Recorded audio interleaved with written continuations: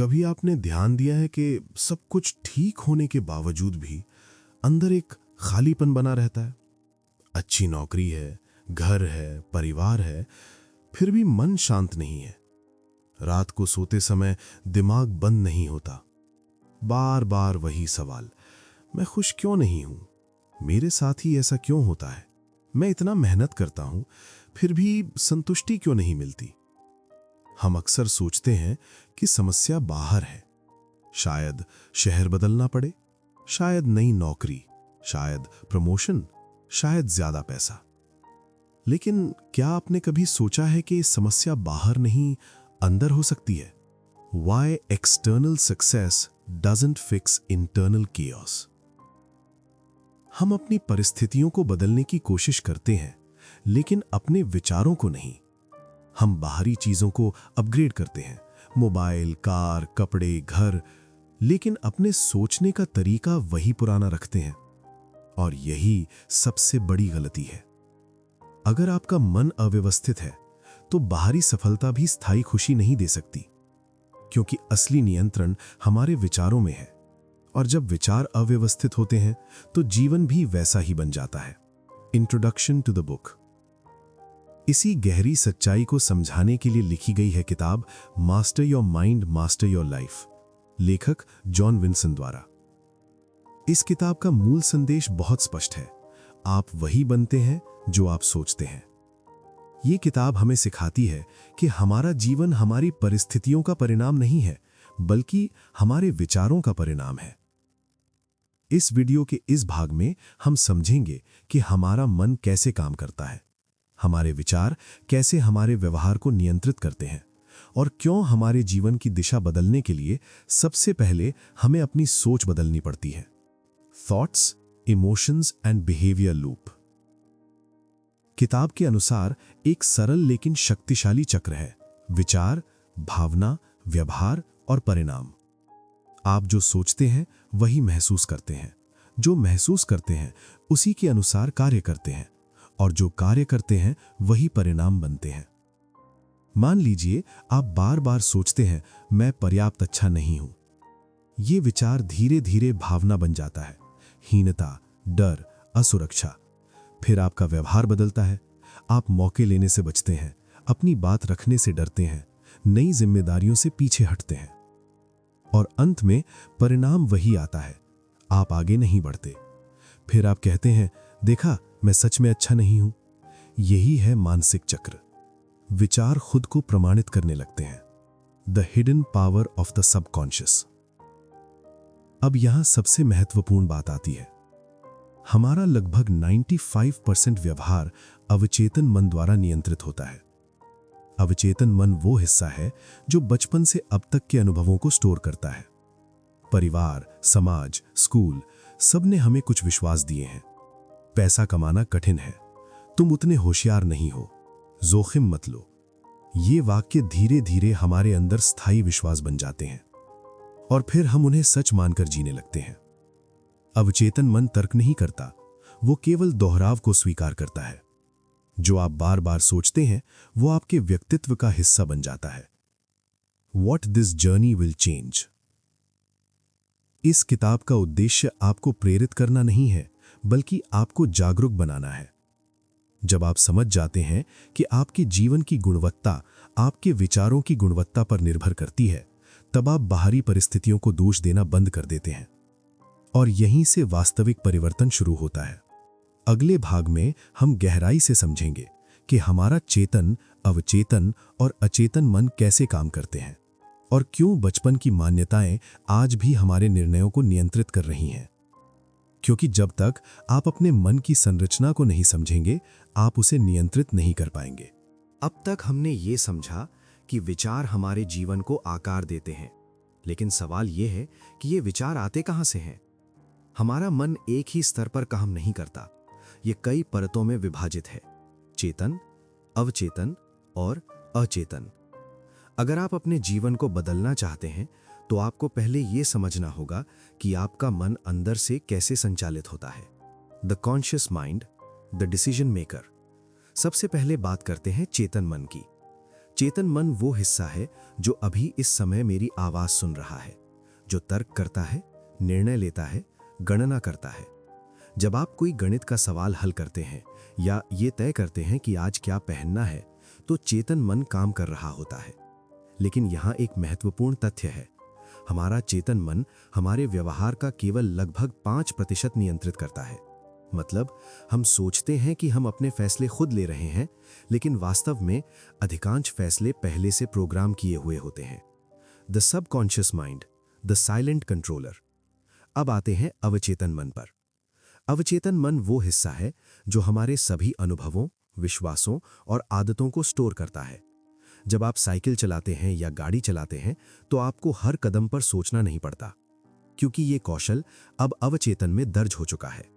इसी तरह हमारे विश्वास भी वहां दर्ज होते हैं। अगर बचपन में आपको बार बार कहा गया तुम ये नहीं कर सकते, तो वो वाक्य अवचेतन में स्थायी छाप बन जाता है और फिर बड़े होकर आप खुद को अवसरों से दूर रखते हैं। अवचेतन मन सवाल नहीं करता, वो आदेशों का पालन करता है। जो आप उसे बार बार बताते हैं वो उसे सत्य मान लेता है। The unconscious mind, the hidden storage. अब बात करते हैं अचेतन मन की। अचेतन मन वो गहरी परत है जहां हमारी दबी हुई भावनाएं, डर और स्मृतियां छिपी होती हैं। कई बार हम समझ नहीं पाते कि हमें किसी खास परिस्थिति में अचानक गुस्सा या डर क्यों आता है, लेकिन उसका कारण अक्सर अवचेतन में छिपा होता है। ये हिस्सा हमारे नियंत्रण में नहीं दिखता, लेकिन इसका प्रभाव हमारे व्यवहार पर गहरा होता है। How early programming shapes your identity. किताब के अनुसार हमारे जीवन के पहले 7 वर्ष सबसे महत्वपूर्ण होते हैं। इस दौरान हमारा मस्तिष्क एक स्पंज की तरह होता है। हम बिना सवाल किए हर चीज को ग्रहण करते हैं। परिवार के विश्वास, समाज की धारणाएं, शिक्षा का ढांचा, सब हमारे अंदर प्रोग्राम हो जाते हैं। अगर आपने एक ऐसे घर में परवरिश पाई जहां जोखिम लेने से डराया गया, तो आज आप अवसरों से बचते होंगे। अगर आपको सिखाया गया कि पैसा कमाना कठिन है, तो आप आर्थिक अवसरों को सीमित समझते होंगे। आपका वर्तमान व्यवहार अक्सर आपके बचपन की प्रोग्रामिंग का परिणाम होता है। Why change feels so difficult? अब समझिए कि बदलाव इतना कठिन क्यों लगता है। जब आप कोई नई आदत शुरू करते हैं, जैसे जल्दी उठना या व्यायाम करना, तो कुछ दिनों बाद आप वापस पुरानी आदतों में लौट जाते हैं। क्यों? क्योंकि आपका चेतन मन बदलाव चाहता है, लेकिन अवचेतन मन स्थिरता चाहता है। अवचेतन मन का उद्देश्य सुरक्षा है। वो परिचित चीजों को सुरक्षित मानता है, भले ही वो हानिकारक क्यों ना हो। इसलिए जब आप नया रास्ता चुनते हैं तो अंदर से एक विरोध शुरू हो जाता है। The internal war with in you. यही है वो आंतरिक संघर्ष जिसके बारे में किताब बात करती है। एक हिस्सा कहता है आगे बढ़ो, जोखिम लो। दूसरा हिस्सा कहता है रुको, सुरक्षित रहो। जब तक ये संघर्ष चलता रहता है, आप पूरी क्षमता से आगे नहीं बढ़ पाते। लेकिन अच्छी खबर यह है कि ये प्रोग्राम बदला जा सकता है। जैसे सॉफ्टवेयर अपडेट होता है, वैसे ही मन भी अपडेट हो सकता है। अगले भाग में हम बात करेंगे उन सीमित मान्यताओं की जो हमारे विकास को रोकती हैं, क्योंकि जब तक आप ये पहचान नहीं लेते कि कौन सा विश्वास आपको पीछे खींच रहा है, तब तक आप उसे बदल नहीं सकते। ये किताब हमें सिखाती है, आपका मन आपका सॉफ्टवेयर है और जीवन उसका परिणाम। क्या आपने कभी सोचा है कि आपके कौन से बचपन के विश्वास आज भी आपके फैसलों को नियंत्रित कर रहे हैं? अगर ये विषय आपको सोचने पर मजबूर कर रहा है, तो वीडियो को लाइक करें, शेयर करें और चैनल को सब्सक्राइब करें, ताकि हम इस मानसिक यात्रा को आगे बढ़ा सकें। अब तक हमने समझा कि हमारा अवचेतन मन हमारे जीवन को नियंत्रित करता है, लेकिन वो नियंत्रित कैसे करता है? उत्तर है सीमित मान्यताएं। सीमित मान्यता वो विश्वास है जिसे हम सच मानते हैं, लेकिन जो हमें आगे बढ़ने से रोकता है। ये खुले शब्दों में नहीं दिखती, ये चुपचाप हमारे निर्णयों को प्रभावित करती है। जैसे मैं नेतृत्व के लिए बना ही नहीं हूं, मैं बिजनेस में अच्छा नहीं हूं, मेरे बस की बात नहीं है। ये वाक्य छोटे लगते हैं, लेकिन इनका असर गहरा होता है। Where limiting beliefs come from. ये मान्यताएं अचानक पैदा नहीं होती। इनके 3 मुख्य स्रोत होते हैं: परिवार, अनुभव और शिक्षा। अगर घर में बार बार ये सुना कि अमीर लोग अलग होते हैं, तो आप अनजाने में खुद को उस दुनिया से दूर मान लेते हैं। अगर स्कूल में आपको एक बार असफलता मिली और किसी ने आपको कमजोर कह दिया, तो वो लेबल आपकी पहचान बन सकता है। एक असफल अनुभव जीवन भर की परिभाषा बन जाता है। किताब ये स्पष्ट करती है कि अधिकतर सीमित विश्वास बचपन में ही स्थापित हो जाते हैं। The most common self sabotaging thoughts. किताब में कई सामान्य सीमित विचारों का उल्लेख है। मैं नहीं कर सकता, मेरे पास समय नहीं है, मैं पर्याप्त अच्छा नहीं हूं, अब बहुत देर हो चुकी है, लोग मुझे जज करेंगे। इन वाक्यों में एक समानता है, ये हमें प्रयास करने से पहले ही रोक देते हैं। सबसे खतरनाक बात यह है कि हम इन्हें सच मान लेते हैं बिना उन्हें चुनौती दिए। How beliefs become reality. अब समझिए कि विश्वास वास्तविकता कैसे बनते हैं। मान लीजिए आप मानते हैं कि आप पब्लिक स्पीकिंग में अच्छे नहीं हैं, तो जब मौका आता है आप पीछे हट जाते हैं, आप अभ्यास नहीं करते, आप मंच से बचते हैं। परिणाम, आप वास्तव में अच्छे नहीं बनते। फिर आप कहते हैं, देखा, मैं सही था। यही है आत्मपूर्ति भविष्यवाणी।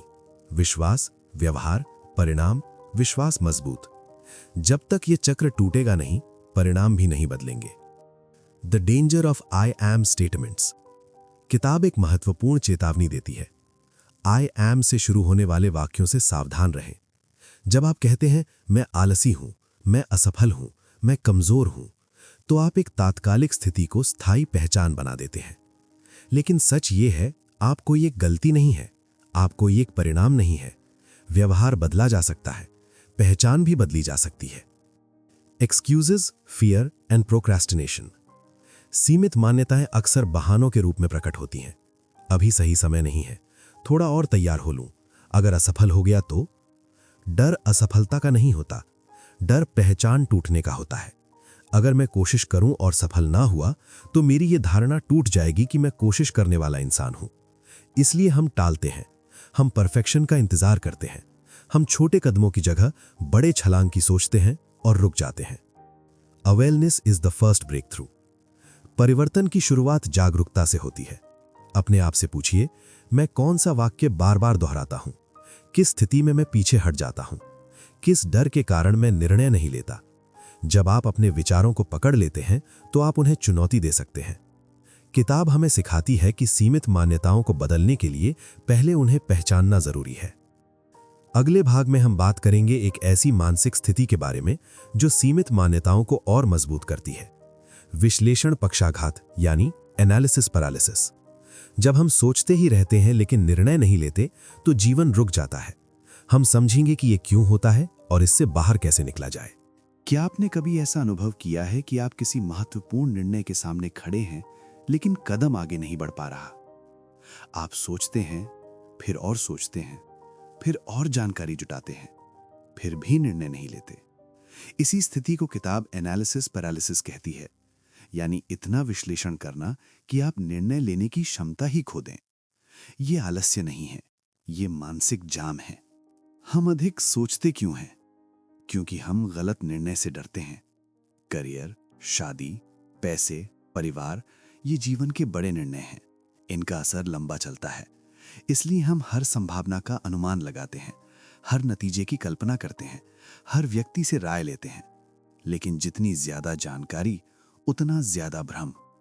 दिमाग में संभावनाओं का तूफान उठता है और हम वहीं खड़े रह जाते हैं।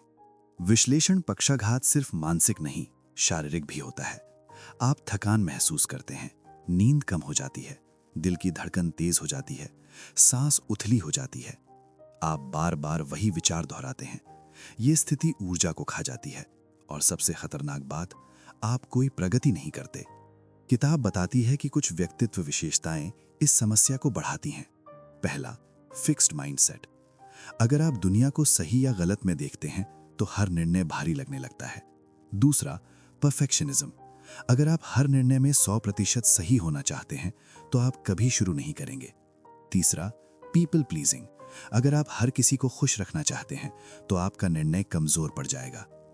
चौथा, आत्मविश्वास की कमी। अगर आपको अपनी क्षमता पर भरोसा नहीं तो आप बार बार दूसरों से पुष्टि चाहेंगे। अब समझिए असली नुकसान क्या है। गलत निर्णय लेने का डर हमें निर्णय ना लेने की स्थिति में ले आता है। लेकिन निर्णय ना लेना भी एक निर्णय है और अक्सर ये सबसे महंगा निर्णय होता है, क्योंकि समय निकल जाता है, अवसर गुजर जाते हैं और हम वहीं के वहीं रह जाते हैं। जीवन रुकता नहीं, लेकिन हम रुक जाते हैं। तो इससे बाहर कैसे निकला जाए? पहला कदम है पहचाने कि आप फंसे हुए हैं। अपने शरीर पर ध्यान दें। क्या आप तनाव में हैं? क्या आप एक ही विचार दोहरा रहे हैं? दूसरा, दूसरों की राय सीमित करें। हर व्यक्ति का नजरिया अलग होता है, ज्यादा राय ज्यादा भ्रम। तीसरा, अपने पिछले अनुभव याद करें। आपने पहले भी कठिन निर्णय लिए हैं, आपने पहले भी समस्याएं हल की हैं, आप असहाय नहीं हैं।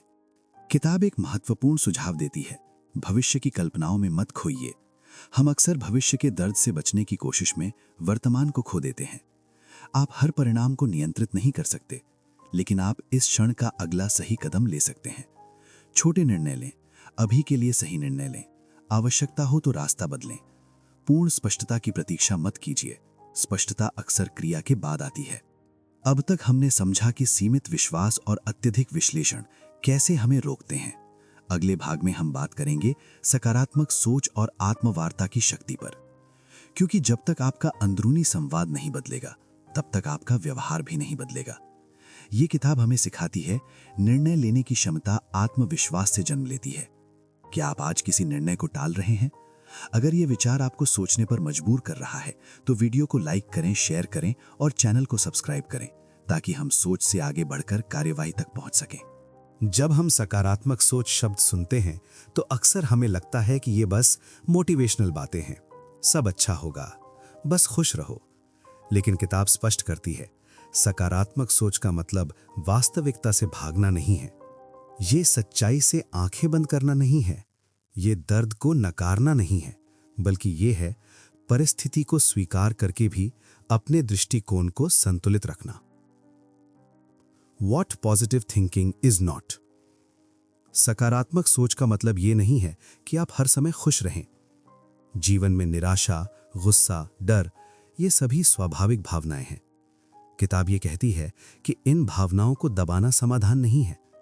अगर गिलास आधा भरा है तो ये कह देना कि ये पूरा है, सकारात्मक सोच नहीं है। सकारात्मक सोच ये है कि आप ये स्वीकार करें कि अभी ये आधा है, लेकिन इसे भरने की क्षमता आपके पास है। What positive thinking actually means? सकारात्मक सोच का वास्तविक अर्थ है विपरीत परिस्थितियों में भी आशा की संभावना देखना। मान लीजिए आप नौकरी खो देते हैं। नकारात्मक दृष्टिकोण कहेगा सब खत्म हो गया। सकारात्मक दृष्टिकोण कहेगा ये कठिन है, लेकिन शायद ये नई दिशा का अवसर है। ये आत्म धोखा नहीं है, ये पुनर्परिभाषा है। आप परिस्थिति नहीं बदलते, आप उसके अर्थ को बदलते हैं, और अर्थ बदलते ही भावना बदल जाती है। The science behind optimism. किताब बताती है कि सकारात्मक सोच सिर्फ भावनात्मक विचार नहीं है, बल्कि वैज्ञानिक रूप से भी प्रभावी है। आशावादी लोग तनाव को बेहतर तरीके से संभालते हैं, उनका मानसिक स्वास्थ्य स्थिर रहता है, उनकी समस्या समाधान क्षमता बेहतर होती है। जब आप सकारात्मक दृष्टिकोण अपनाते हैं तो आपका मस्तिष्क खतरे की बजाय समाधान पर ध्यान देता है, आपकी ऊर्जा बचती है, आप निर्णय अधिक स्पष्टता से लेते हैं। How perspective changes experience. एक ही परिस्थिति दो लोगों के लिए अलग अनुभव बन सकती है। एक व्यक्ति ट्रैफिक जैम में फंसकर चिढ़ जाता है, दूसरा उसी समय को पॉडकास्ट सुनने के लिए या सोचने के लिए उपयोग करता है। परिस्थिति समान है, अनुभव अलग है। क्यों? क्योंकि दृष्टिकोण अलग है।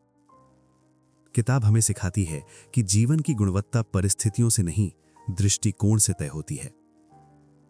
Identifying negative thought patterns. अब एक महत्वपूर्ण प्रश्न, क्या आप जानते हैं कि आप नकारात्मक सोच रहे हैं? कई बार नकारात्मक सोच इतनी आदत बन जाती है कि हमें पता ही नहीं चलता। दो सामान्य पैटर्न हैं। पहला, हर चीज को अत्यधिक सामान्य बनाना। एक गलती हुई और हम कहते हैं मैं हमेशा असफल रहता हूं। दूसरा, काला सफेद सोच, या तो सब सही है या सब गलत। लेकिन जीवन मध्य मार्ग में चलता है। अधिकांश परिणाम ना तो पूर्ण सफलता होते हैं, न पूर्ण असफलता। Practical shift from reaction to response. अब व्यावहारिक बदलाव कैसे लाएं? पहला कदम, विचार को रोककर पूछिए, क्या यह विचार तथ्य है? क्या यह विचार मेरे लिए सहायक है? क्या यह विचार मेरे प्रति दयालु है? अगर उत्तर नहीं है तो उसे चुनौती दीजिए। उदाहरण, मैं ये नहीं कर सकता की जगह पूछिए, मैं इसे कैसे कर सकता हूं। यह छोटा बदलाव दिमाग को समस्या से समाधान की ओर मोड़ देता है। प्रतिक्रिया देने की बजाय जवाब देना सीखिए। प्रतिक्रिया स्वाभाविक होती है, जवाब जागरूक होता है। सकारात्मक सोच की नींव है आत्मवार्ता यानी सेल्फ टॉक। अगले भाग में हम गहराई से समझेंगे कि हम अपने आप से कैसे बात करते हैं और वही बातचीत हमारे आत्मविश्वास, तनाव और संबंधों को कैसे प्रभावित करती है। क्योंकि अंततः आपका सबसे प्रभावशाली संवाद आपके भीतर चल रहा संवाद है। अब हम उस क्षेत्र में प्रवेश कर रहे हैं जो इस किताब का सबसे व्यावहारिक और गहरा हिस्सा है, सेल्फ टॉक यानी आत्मवार्ता। आप दिन भर किससे सबसे ज्यादा बात करते हैं? दोस्तों से, परिवार से, सहकर्मियों से? नहीं, आप सबसे ज्यादा बात करते हैं खुद से। आपका मन लगातार संवाद कर रहा है, कभी स्पष्ट शब्दों में, कभी सिर्फ भावनाओं के रूप में। यही अंदर की आवाज आपके व्यवहार, आत्मविश्वास और निर्णयों को प्रभावित करती है। अब सोचिए, अगर ये अंदर की आवाज आलोचनात्मक हो तो? तुम हमेशा गलती करते हो, तुम्हारे बस की बात नहीं है, लोग तुमसे बेहतर हैं। ये नकारात्मक आत्मवार्ता धीरे धीरे आपकी मानसिक ऊर्जा को खत्म कर देती है। किताब बताती है कि लगातार नकारात्मक सेल्फ टॉक स्ट्रेस को बढ़ाता है, आत्मसम्मान को कम करता है और आपको जोखिम लेने से रोकता है। ये एक चक्र बन जाता है, नकारात्मक विचार, कम आत्मविश्वास, कमजोर परिणाम और नकारात्मक विचार। ये नकारात्मक संवाद शुरू कहां से होता है? अक्सर बचपन से। जब आपको बार बार टोका गया हो या आपकी तुलना दूसरों से की गई हो तो वो आवाज अंदर बस जाती है। समय के साथ आप खुद को वही बातें कहने लगते हैं जो कभी किसी और ने कही थी, और सबसे खतरनाक बात, आप उसे अपनी सच्चाई मान लेते हैं। नकारात्मक आत्मवार्ता का असर सिर्फ मानसिक नहीं, भावनात्मक और शारीरिक भी होता है। जब आप खुद को दोष देते हैं तो आपका शरीर तनाव की प्रतिक्रिया देता है। दिल की धड़कन तेज होती है, सांस उथली हो जाती है, मन अशांत हो जाता है। किताब स्पष्ट करती है कि लगातार आत्म आलोचना रचनात्मक सुधार नहीं लाती, बल्कि आपको जकड़ देती है। आप सीखने के बजाय खुद को बचाने लगते हैं। अब बात करते हैं सकारात्मक आत्मवार्ता की। सकारात्मक सेल्फ टॉक का मतलब ये नहीं है कि आप अपनी गलतियों को नजरअंदाज करें, बल्कि इसका अर्थ है गलती को पहचानें लेकिन खुद को अपमानित किए बिना। उदाहरण, मैं फिर असफल हो गया की जगह मैंने सीखा कि अगली बार क्या सुधारना है। ये छोटा बदलाव आपको असफलता से सीखने की अनुमति देता है। जब आप खुद के प्रति दयालु होते हैं तो आप जोखिम लेने के लिए अधिक तैयार होते हैं, और जोखिम के बिना विकास संभव नहीं है। अब व्यावहारिक रूप से इसे कैसे बदलें?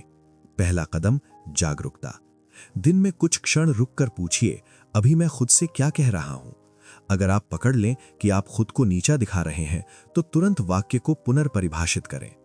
मैं ये नहीं कर सकता को बदलें, मैं अभी नहीं कर पा रहा लेकिन सीख सकता हूं। ये अभी नहीं पूरी कहानी बदल देता है।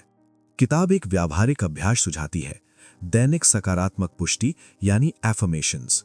सुबह उठकर और रात को सोने से पहले अपने आप से सकारात्मक वाक्य बोलें, जैसे मैं हर दिन बेहतर हो रहा हूं, मैं सीखने के लिए तैयार हूं, मैं चुनौतियों से नहीं डरता। ये सिर्फ शब्द नहीं है, ये अवचेतन मन को पुनः प्रोग्राम करने का तरीका है। याद रखिए, अवचेतन मन दोहराव को स्वीकार करता है। जो आप लगातार दोहराते हैं वो विश्वास बन जाता है। अब तक हमने समझा कि आत्मवार्ता हमारे भावनात्मक संतुलन और आत्मविश्वास को कैसे प्रभावित करती है। अगले भाग में हम एक और महत्वपूर्ण सिद्धांत पर चर्चा करेंगे, फिक्स्ड माइंडसेट और ग्रोथ माइंडसेट, क्योंकि आत्मवार्ता ही तय करती है कि आप खुद को सीमित मानते हैं या विकसित होने योग्य। अब हम इस किताब के सबसे परिवर्तनकारी सिद्धांत पर पहुंच चुके हैं, फिक्स्ड माइंडसेट और ग्रोथ माइंडसेट। सरल शब्दों में समझे तो ये इस बात पर निर्भर करता है कि आप अपनी क्षमता को स्थायी मानते हैं या विकसित होने योग्य। अगर आप मानते हैं कि आपकी बुद्धिमत्ता, प्रतिभा और योग्यता जन्म से तय है तो आपका दृष्टिकोण फिक्स्ड माइंडसेट है। अगर आप मानते हैं कि मेहनत, अभ्यास और सीखने से आप बेहतर बन सकते हैं तो आपका दृष्टिकोण ग्रोथ माइंडसेट है। The belief that limits potential, fixed mindset वाला व्यक्ति सोचता है, मैं गणित में अच्छा नहीं हूं, मैं लीडरशिप के लिए बना ही नहीं हूं, मैं बदल नहीं सकता। ये विश्वास उसे प्रयास करने से पहले ही रोक देता है।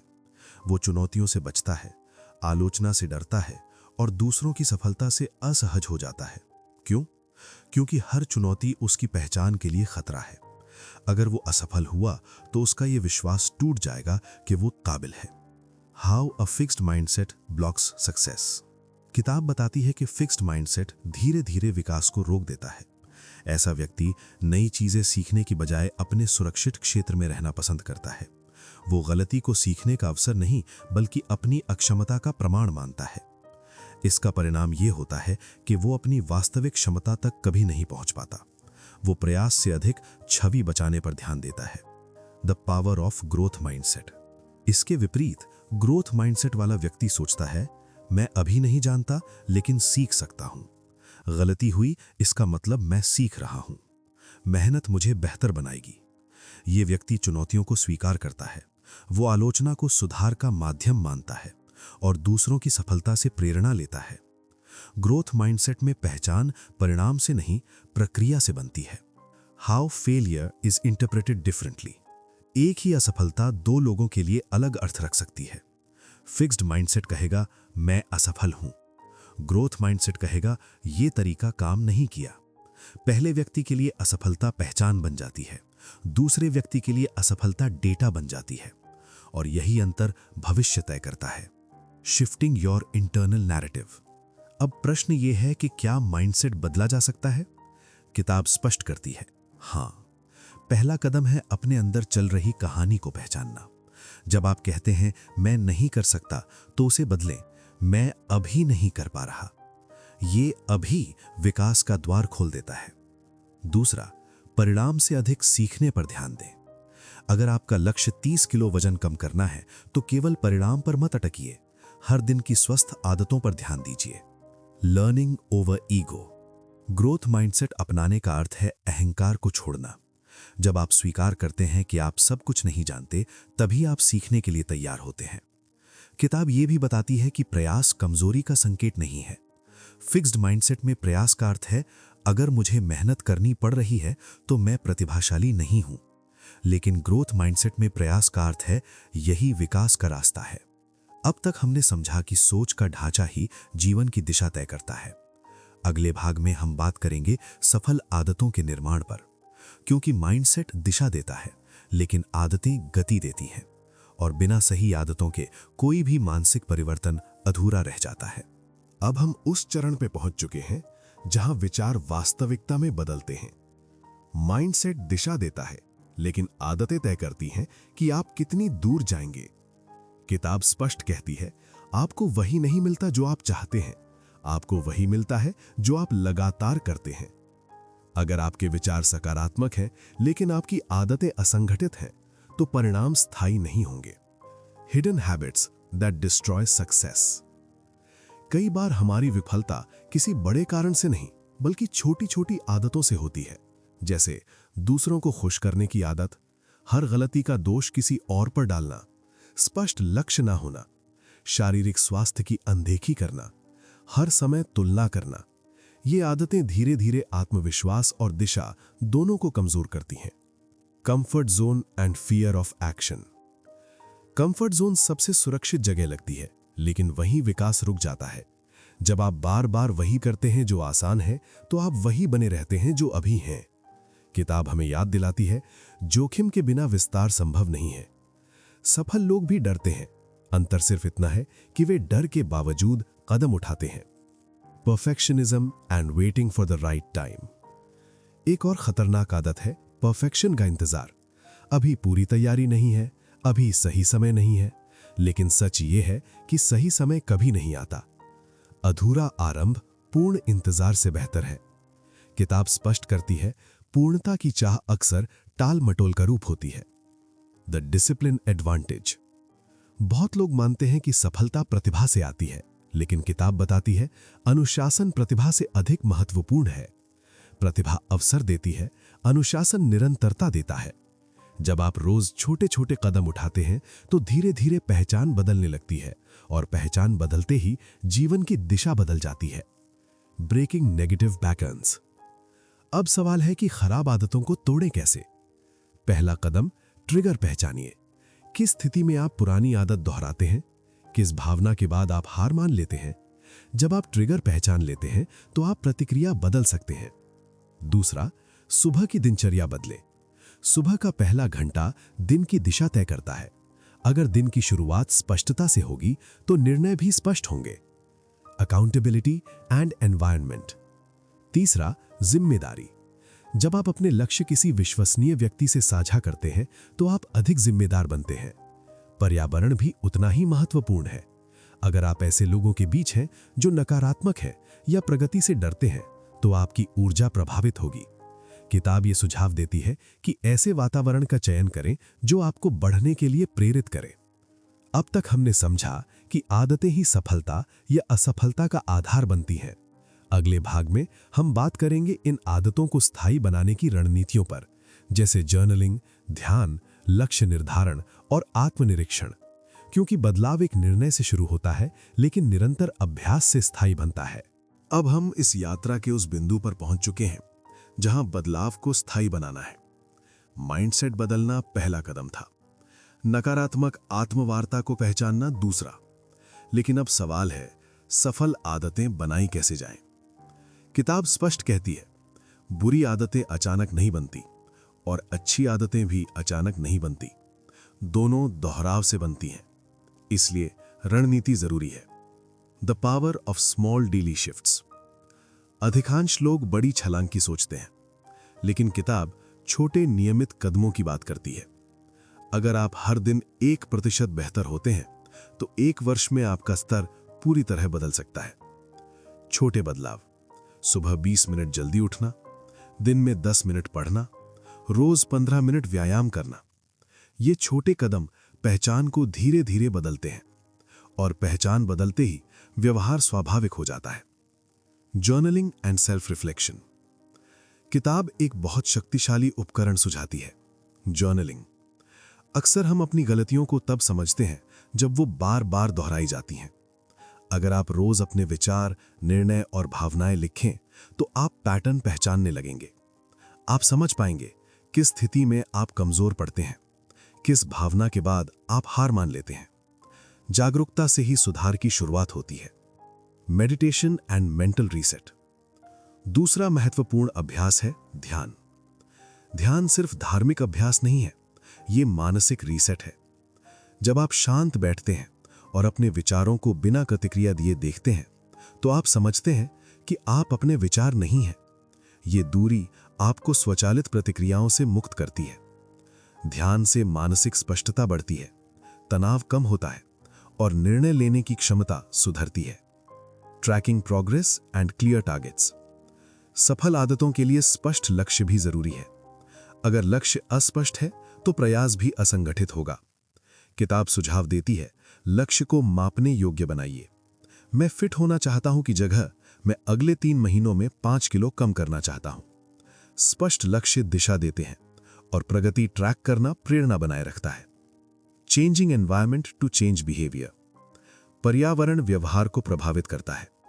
अगर आपका कमरा अव्यवस्थित है तो आपका मन भी अव्यवस्थित होगा। अगर आपके आसपास ऐसे लोग हैं जो हमेशा नकारात्मक सोचते हैं तो आपका दृष्टिकोण प्रभावित होगा। किताब कहती है, अपने वातावरण को अपने लक्ष्यों के अनुसार डिजाइन करें। स्वास्थ्य चाहिए, जंक फूड हटाइए। पढ़ना है, किताबें सामने रखिए। आपकी इच्छा शक्ति सीमित है लेकिन वातावरण स्थायी है। Compassion after mistakes. एक और महत्वपूर्ण बात, गलती होने पर खुद को मत तोड़िए। अगर आप एक दिन चूक जाते हैं तो इसका अर्थ यह नहीं कि पूरी यात्रा समाप्त हो गई। आत्मदया कमजोरी नहीं है, ये निरंतरता की शक्ति है। जो लोग गलती के बाद खुद को माफ कर देते हैं वे जल्दी वापस ट्रैक पर आते हैं। जो खुद को दोष देते हैं वे अक्सर पूरी तरह छोड़ देते हैं। अब हम इस पूरी यात्रा के अंतिम चरण में पहुंच रहे हैं। अगले और अंतिम भाग में हम इस किताब के मुख्य संदेश को समेटेंगे कि कैसे मन को साधकर जीवन को बदला जा सकता है। हम समझेंगे कि सभी सिद्धांत मिलकर एक समग्र परिवर्तन कैसे लाते हैं। अब हम इस पूरी यात्रा के अंतिम चरण में हैं। अगर इस किताब को एक वाक्य में समेटना हो तो वो ये होगा कि आपका मन ही आपका सबसे बड़ा युद्ध क्षेत्र है। बाहर की दुनिया हमेशा बदलती रहेगी, परिस्थितियां कभी स्थिर नहीं रहेंगी, लोग बदलेंगे, अवसर बदलेंगे, समय बदलेगा, लेकिन जो सबसे स्थायी प्रभाव डालता है वो है आपका मानसिक ढांचा।